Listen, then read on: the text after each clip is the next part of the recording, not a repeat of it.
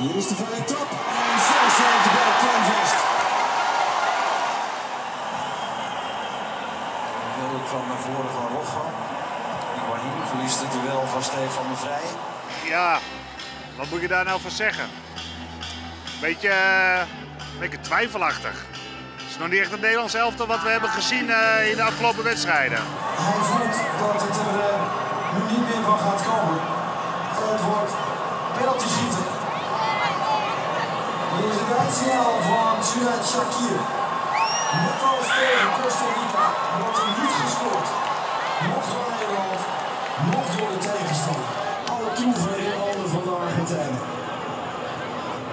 Sillissen. Hou hem tegen.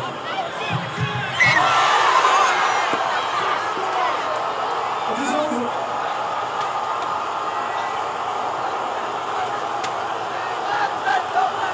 De halve finale is de eindstand voor het Nederlands elftal. Ik had zo gehoopt dat die ene erin zat. Dan was het gewoon.